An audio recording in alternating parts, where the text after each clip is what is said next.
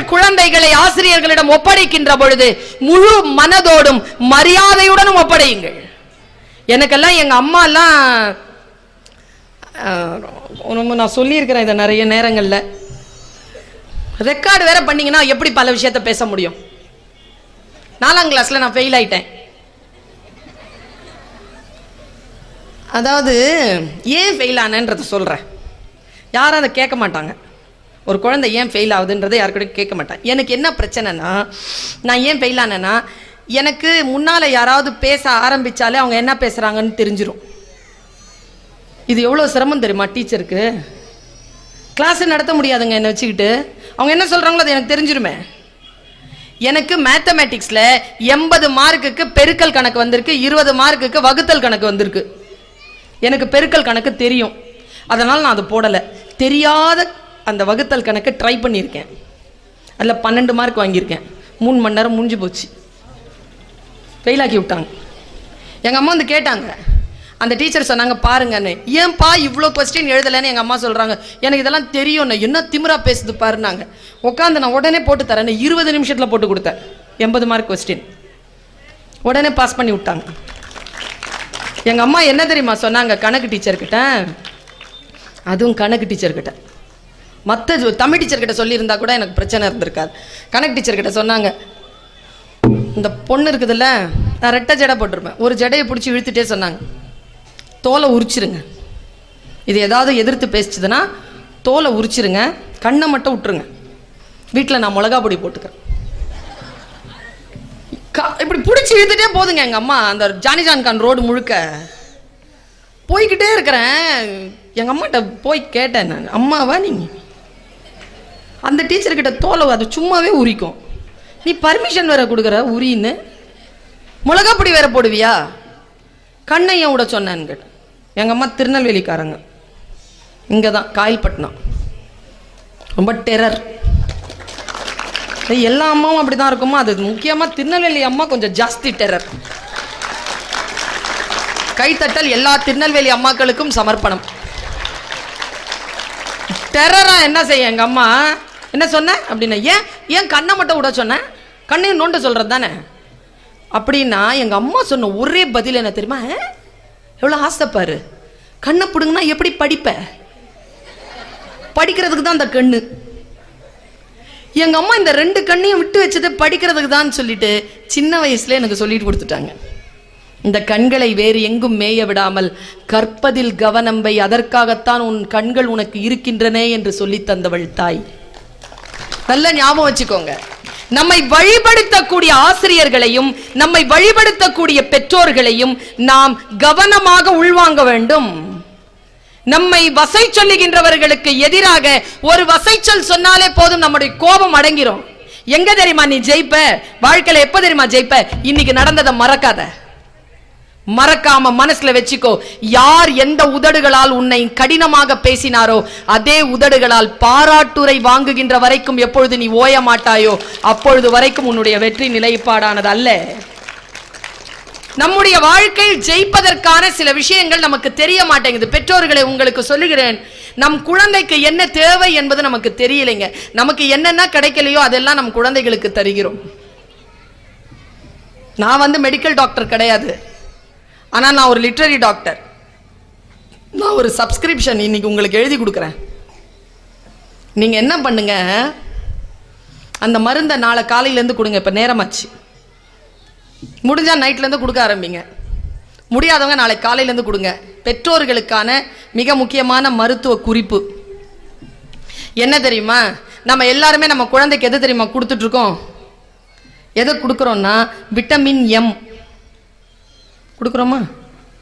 அப்படின்னா என்ன, நீ அவ்வளோ நோண்டிட்டு இருந்தனா எப்படி என் பேச்சு கேட்ப? நான் டீச்சரில் கொஞ்சம் ஜாக்கிரதையாக தான் இருக்கணும். எனக்கு முன்னால்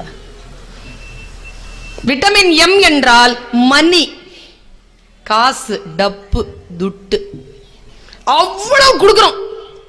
எனக்கு என்னென்ன கிடைக்கலையோ எல்லாம் என் பிள்ளைக்கு கிடைக்கணும். வேண்டாங்க, கொடுக்காதீங்க. நிறைய காசு குழந்தைகளுக்கு கொடுக்காதீங்க, நிறுத்துங்க, இன்னிலேருந்து நிறுத்துங்க. அதுக்கு பதிலாக விட்டமின் என் கொடுங்க. விட்டமின் என் என்ன தெரியுமா, விட்டமின் நோ. நோ சொல்லுங்க. 100 விஷயம் கேக்குதா, 75 விஷயத்துக்கு நோ சொல்லுங்க. 25 விஷயத்துக்கு அப்புறமா பார்க்கலாம்னு சொல்லுங்க. நீங்கள் எந்த விஷயத்திற்கு நோ சொல்லுகிறீர்கள் என்பதிலே நீங்கள் கவனமாக இருங்கள். அந்த குழந்தை ஆசைப்பட்டு கேட்கக்கூடிய விஷயங்களுக்கு நோ சொல்வதில் எவ்வளவு கவனமாக இருக்க வேண்டும் என்றால் 3 மாதத்திலிருந்தே அந்த நோ சொல்ல பழக வேண்டும். நீலாம் நினைச்சு பார்க்குற இப்பவே வீட்டில் பிரச்சனை, இதுல நோ சொல்ல வேற அம்மா அப்பாக்கு கற்றுக் கொடுத்தனா என் பாடு என்னன்னு ஒன்று சொல்றேன். எந்த ஒரு குழந்தை நோ சொல்ல சொல்லி வளர்க்கப்படுகிறதோ அந்த குழந்தை இம்யூனிட்டி பவரோட வளர்கிறது. வெளியில் யாரேனும் நோ சொன்னால் அதை தாங்கக்கூடிய சக்தி அவர்களுக்கு கிடைக்கிறது. வெறும் எஸ் எஸ் சொல்லி வளர்க்கக்கூடிய பிள்ளைகள் எதிர்ப்பு சக்தி இல்லாமல் வாழ்க்கையில் உதிர்ந்து போகின்றன. வாழ்க்கையில் அவர்கள் உதிர்ந்து போக கூடாது என்றால் அவர்களுக்கு சில விஷயங்களுக்கு நீங்கள் நோ சொல்லி பழகுங்கள். நான் யோசிச்சு பார்க்கிறேன், லேர்னிங்ல என்ன அவ்வளவு சந்தோஷம் இருக்கு. அது எப்படி அவ்வளவு சந்தோஷமானது? லேர்னிங் அவ்வளவு சந்தோஷமானதா? ஆமா. சிந்திக்கிறது எவ்வளவு சந்தோஷமானது தெரியுமா? சிந்திப்பது சந்தோஷமானது. இந்த ரெண்டுத்தையும் நிறுத்தவே நிறுத்தாத, வாழ்க்கை முழுக்கத்தை நிறுத்தாத. கலீல் கிப்ரான் சொல்லுகிறான் பெற்றோர்களை பார்த்து, பெற்றோர்களே உங்கள் குழந்தையை நீங்கள் கற்ற ஆசிரியரிடம் ஒப்படைத்து விடாதீர்கள், கற்கின்ற ஆசிரியரிடம் ஒப்படையுங்கள் என்று பேசுகிறான். கற்றுக்கொண்டே இருக்கக்கூடிய ஆசிரியர்கள் தான் உங்கள் குழந்தைக்கு சரியான வழியை காட்ட முடியும். கற்று முடித்தவர்கள் எதையும் கற்றுக் கொடுத்து விட முடியாது. கற்றுக்கொள்வது என்பது எவ்வளவு அற்புதமான விஷயம் என்பதற்காக சொல்லுகிறேன். சாக்ரட்டிஸ்னு ஒருத்தர் தான் தெரியுமா? யாரு? ஒரு தத்துவ ஞானி. அவனுடைய தத்துவம் சொல்லு பார்ப்போம். ஒரு தத்துவம் யாருக்கும் தெரியாதுங்க. சாக்ரட்டிஸ் தத்துவ ஞானின்னு தெரியும், தத்துவ ஞானின்னு சொல்றாங்க. அவனுடைய தத்துவம் என்ன தெரியுமா? ஒன்னும் இல்ல, ரேசிங் क्वेश्चंस, கேள்விகளை எழுப்புபவன் சாக்ரட்டிஸ். why not, இவ்வளவுதான் சாக்ரட்டிஸ். இதெல்லாம் நமக்கு சொல்லி கொடுத்தான். இப்போ ஆப்பிள் விழுகிறது, மரத்திலிருந்து ஆப்பிள் விழுகிறது, தகவல் why அப்படின்னு கேட்டாதான் எஜுகேஷன். whyன்னு கேட்கணுங்க. whyன்னு கேட்டது யாரு? சாக்ரட்டிஸ் கேட்கல, நியூட்டன் கேட்டான். whyன்னு கேட்டவன் நியூட்டன். கேட்க சொன்னவர் தான் சாக்ரட்டிஸ். கேட்டவர்கள் வாழ்க்கையில் ஜெயிக்கிறார்கள். அவன் குரு, இவன் செயல்பாட்டிலே இறங்கியவன். whyன்னு கேட்டான், கிராவிட்டியை கண்டுபிடிச்சான். why தான், ஏன் இப்படி இருக்கிறது, ஏன் இப்படி இருக்க கூடாது என்கின்ற கேள்வி மாணவர்களுக்கு வர வேண்டும். ஒரு சப்ஜெக்ட படிக்கும் பொழுது ஏன் இப்படி இந்த விஷயம் ஏன் இப்படி சொல்லப்பட்டிருக்கு, ஏன் இப்படி இருக்க கூடாதா என்கின்ற கேள்விதான் வாழ்க்கையை செதுக்குகிறது. சாக்ரட்டிஸ் என்ன தெரியுமா பண்ணா? அவன் அப்படி கேள்வி கேட்டான் என்பதற்காக தண்டனை, அவனுக்கு விஷம் குடிச்சு செத்து போகணுங்கிற தண்டனை நடந்துகிட்டே இருக்கும். தினத்தந்தியில தான் வந்தது இந்த செய்தி. இறை அன்பு எழுதியிருந்தார். அவர் நடந்துகிட்டே இருக்கிறாரு சாக்ரட்டிஸ். திடீர்னு அவருக்கு ஒரு பாட்டு சத்தம் கேட்குது. பாட்டு சத்தம் கேட்ட உடனே அவர் குரல் கொடுத்து கேட்டாராம், நண்பனே பியூட்டிஃபுல்லா இருக்கே உன்னுடைய சாங். அவங்க இருந்து அவன் சாங்கை நிறுத்திட்டு அவன் கேட்டானா, யார் அது? நான் தான் சாக்ரட்டிஸ். ஓ சாக்ரட்டிஸ், நன்றாக இருக்கிறாயா? இருக்கிறேன். நீ ஏதோ ஒன்று வாசிச்சாயா, அந்த பாட்டு எனக்கு தெரியும். என்ன ஆர்கன்ல அதை வாசிச்ச நீ? அதுவா, அது மவுத் ஆர்கன். தோழனே என்ன பாரு, நாளை மறுநாள் விஷம் குடிச்சு சாவ போறான். கிழமை அவன் யோசிச்சான், என்ன வேணாலும் எப்படி வேணாலும் இருந்திருக்கலாம் அந்த 2 நாளைக்கு. அவன் என்ன கேட்டானான் தெரியுமா? தோழனே, எனக்கு அந்த இசைக்கருவியை வாசிக்க கற்றுக் கொடுக்கிறாயா? உடனே அவன் சிரிச்சுக்கிட்டே சொன்னானா, 2 நாள்ல சாவ போற, இதை கத்துக்கிட்டு என்ன பண்ண போற? சாக்ரட்டிஸ் சொன்ன பதில் தான் குழந்தைகளே உங்களுக்கான பதில். சாக்ரட்டிஸ் சொன்னான், நான் சாகும் போது எனக்கு மௌத்தார்கன் வாசிக்க தெரியும் என்கின்ற ஒரு எண்ணம் போதாதா? சாகும் போது கூட இது எனக்கு தெரியும் அப்படிங்கிற எண்ணம் போதாதா? இதனால் எனக்கு என்ன கிடைக்கும், இதனால் எனக்கு என்ன கிடைக்கும், இதனால் எனக்கு என்ன கிடைக்கும் என்பது அல்ல கல்வி. கல்வி என்பது எதுவும் கிடைக்காது, ஆனால் அதை தெரிந்து கொள்வதில் ஒரு சந்தோஷம் வருது பாரு. நான் உலகத்திலேயே நான் ரிசீவ் பண்ண 2 தேங்க்ஸ் குழந்தைகளே, as a teacher என்னால மறக்கவே முடியாது 2 தேங்க்ஸ். ஒன்று, என்னுடைய மகன் 4.5 வயது. உனக்கும் உன்னுடைய பழைய விஷயங்கள் ஞாபகம் வரும் பாரு, உங்களுக்கும் ஞாபகம் வரும் பாருங்க. நமக்கு மணி பார்க்க கற்றுக் கொடுத்தவங்கள மறக்க முடியாது தெரியுமா? யாரோ ஒருத்தங்க கற்றுக் கொடுத்துருப்பாங்க, மறக்க முடியுமா? யாருங்கிற ஞாபகம் இருக்கா? யார் உங்களுக்கு டைம் பார்க்க கற்றுக் கொடுத்தாங்க? ஒரு நாள் என் பையன் வந்து நின்னான். அம்மா இது எப்படிம்மா என்னம்மான்னு கேட்டான். நான் அவனுக்கு சொல்லி கொடுத்தேங்க, டைம் பார்க்கறத சொல்லி கொடுத்தேன். பையன் வெளியில போய் விளையாடிட்டு ஓடி வந்து என் கால்களை அணைத்து கொண்டு மா தேங்க்ஸ் அப்படின்னா.